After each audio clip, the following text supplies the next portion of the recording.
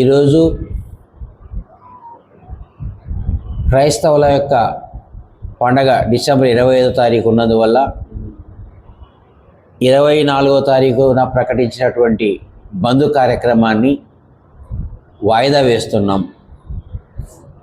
కారణం ఏంటంటే మిగిలినటువంటి నియోజకవర్గాల్లోనూ కూడా ప్రజా సంఘాలను, రాజకీయ నాయకులను, అక్కడ ఉన్నటువంటి వాళ్ళందరినీ కూడా విద్యార్థి సంఘాలందరినీ కలుపుకున్న తర్వాత తదుపరి డేట్ ప్రకటించడానికి జేఏసీ నిర్ణయం తీసుకున్నది.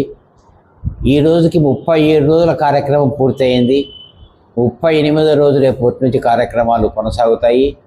కుల సంఘాలు అయితేనేమి, ప్రజా సంఘాలు అయితేనేమి, రాజకీయ పార్టీలన్నీ కూడా ఏకతాటి మీదకి రావడానికి ప్రయత్నాలు జరుగుతూ ఉన్నాయి. ఇప్పటికే చాలా వరకు ప్రజా ఉద్యమం బలోపేతమైంది. ప్రజల నుంచి బ్రహ్మాండమైనటువంటి చైతన్యం వచ్చింది.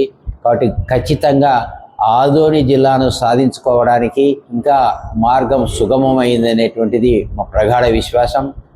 మన చంద్రబాబు గారిని కలిసి జేఏసీ తరఫున త్వరలో మేము విజయవాడకి వెళ్ళి సీఎం గారిని కలిసి మా గతం నుంచి ఏవేవైతే మనము వాళ్ళకు రిప్రజెంటేషన్ ఇచ్చినామో వాటినన్నింటినీ కూడా వాళ్ళ దృష్టికి తీసుకొని వచ్చి ఖచ్చితంగా జిల్లా సాధించుకోవడానికి మేము కృతనిశ్చయంతో ఉన్నామని చెప్పేసి తెలియజేస్తున్నాము.